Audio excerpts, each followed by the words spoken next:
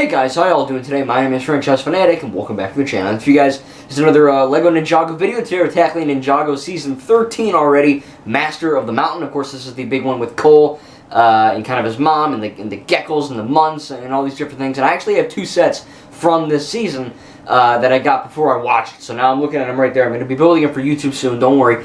But one has the Skull Sorcerer and one has the Mino Creature. So it's pretty cool that upon watching the season, I can actually look at those and build them and know what the fudge is happening. But right off the bat, I just want to say that Master of the Mountain Season 13, this is, since Wild Brain has developed the animation, so basically Season 11, 12, and now 13, this is my favorite. And I really enjoy 11, and I freaking love Season 12. Haven't seen those, go check them out. But this season, Master of the Mountain Season 13 is really freaking good, man. Animation is the best so far. The writing is the best so far in terms of this new, I guess, the new writer, Braggy Shoot or whatever. I think he's alright. You know, not as good as the Hagemans, but they effed off a while ago.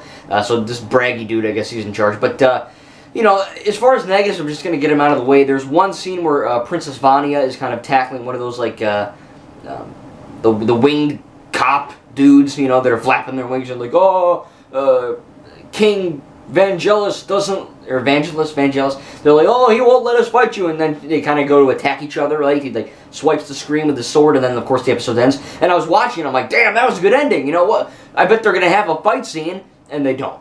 The next time you see Princess Vanya and the guards, they're literally fighting the Skull Sorcerer and the Awakened Warriors and, you know, the skeletons and all that. So it's kind of, you know, I understand that you don't have enough stuff for all of that, but I wish we could have seen something, you know, maybe they fight for like a minute or a few seconds and then Vanya kind of tells them, hey, look, trust me, my effing dad is evil, let's stop him, you know, but instead they just kind of quick cut to they're already on their side. Not a big deal, and, you know, we have seen Ninjago things like, remember in Season 8, Sons of Garmadon, where Zane tells Cole, you went to the Marty Oppenheimer School of Performing Arts.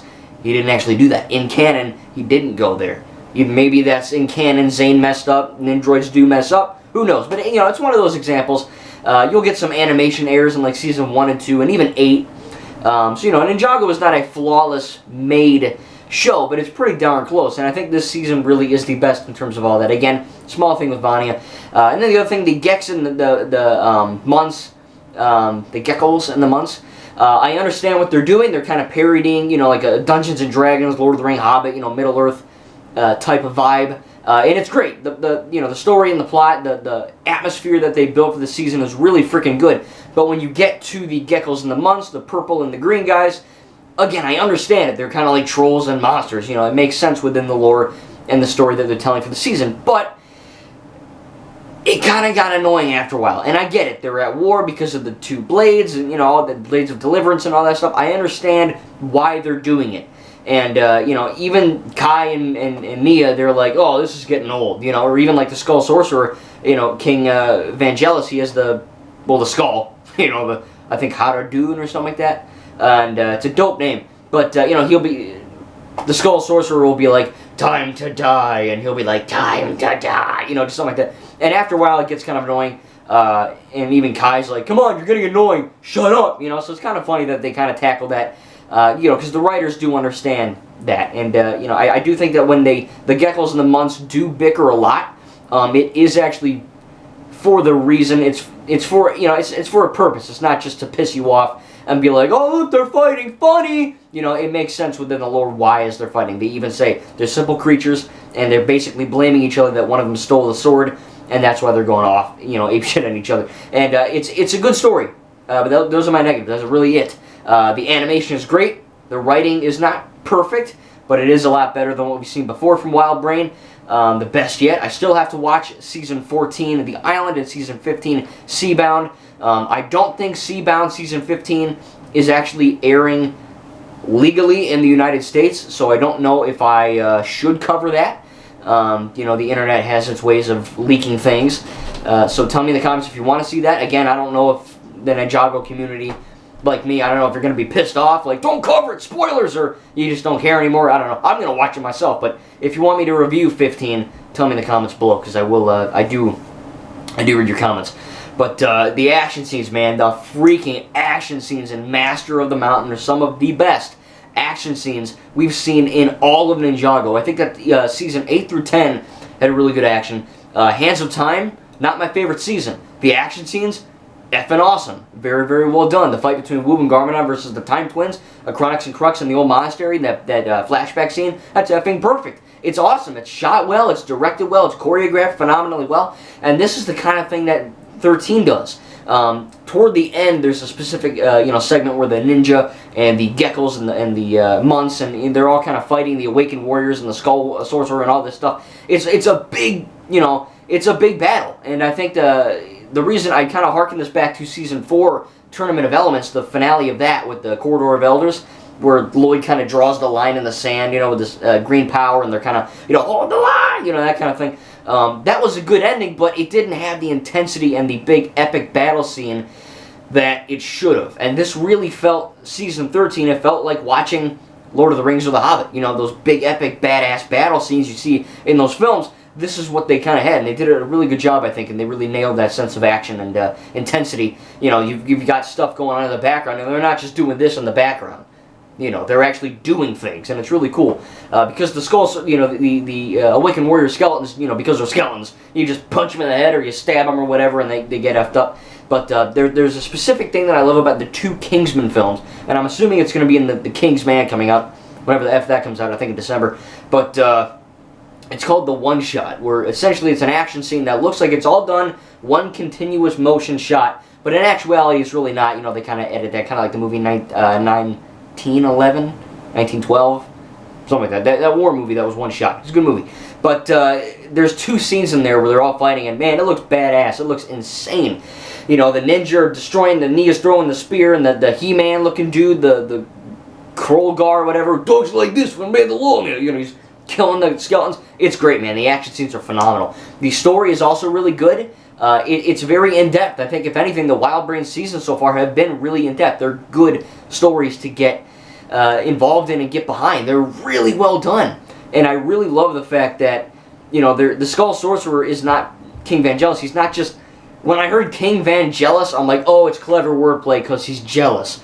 But it's really not. It's just his name. He really has ulterior motives. Of course, the whole Vengestone buyer thing that's going to be happening. I don't know if they addressed that. Again, I haven't seen 14 and 15 yet, so don't tell me in the comments if they did that. But the story's great. It's a really good thing to get behind. I think Cole being my favorite ninja, and I'm really epic sad that Kirby Morrow died. Don't do drugs. But I do think that this element of Cole's story, we've needed this. The last Cole thing we got was kind of Day of the Departed, and that wasn't that well made.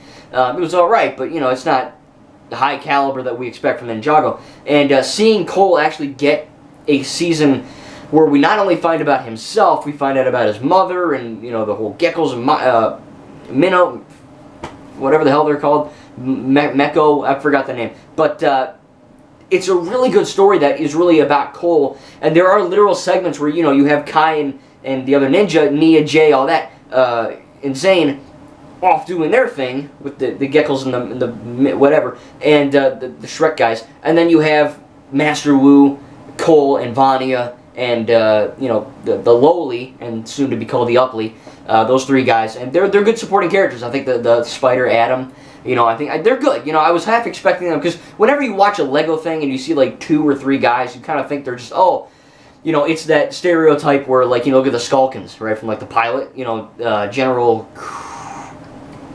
whatever his name is, they'll just kind of be like, where's the ninja? And they'll be like, oh, you idiot, and they'll be bopping, and, it's like the Transformer thing, where they just bicker the whole time. It gets kind of old. They just, when you get 2 guys, they're either really stupid or they fight each other. And I was really worried when I saw these 3 dudes. One is called Fungus. He looks like a crack addict with a bunch of mushrooms on his head. The other guy looks like an Assassin's Creed character mixed with Rocket Raccoon. And then the other guy is straight up He-Man. And look, they're good characters. They're not phenomenal, like some of the other characters we've got in the show, but they're not bad. They're not annoying. They're actually really good supporting characters that build off of Cole's character in a really good way, and I really think they did a good job of doing that.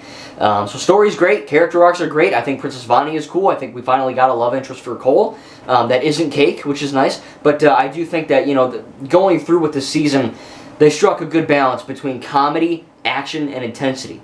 I think the funny things that happen, for the most part, are pretty funny. I think that the intensity and the action is still just as good.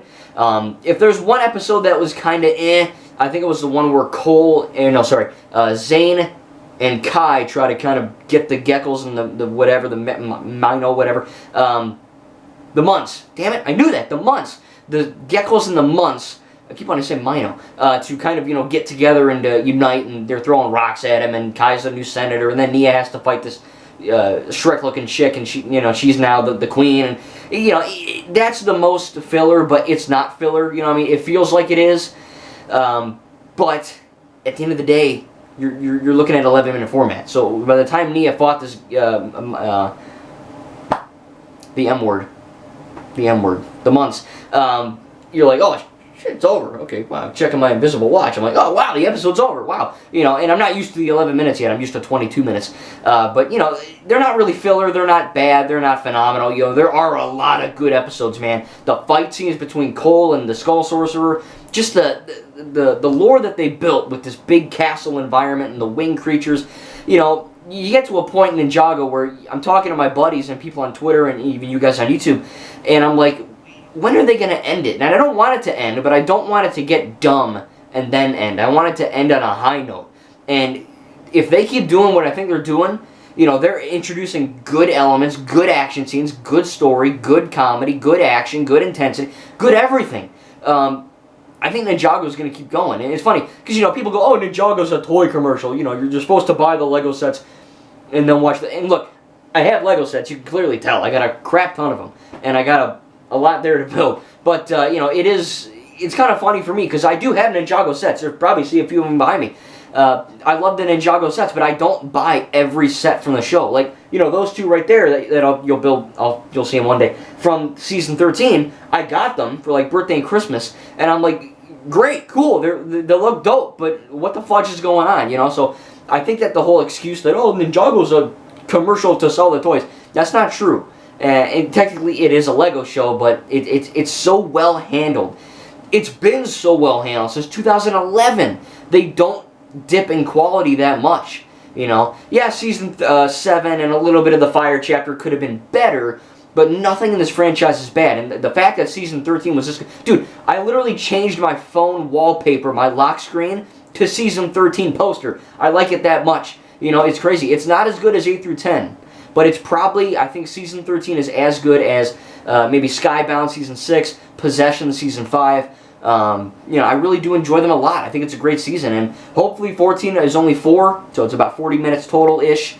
I'll have that review sooner because, again, there's only 4 instead of like 16. But I enjoyed season 13 a lot, man. I really enjoyed it. I freaking loved it.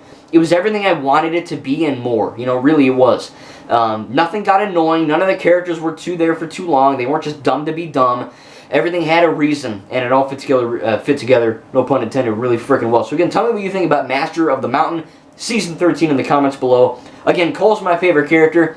Maybe one day I'll get to voice him. Who knows? I'm not that good at Cole, but, I'm better at Master Wu. But, yeah, who knows? We're Ninja, and Ninja never back down from a fight.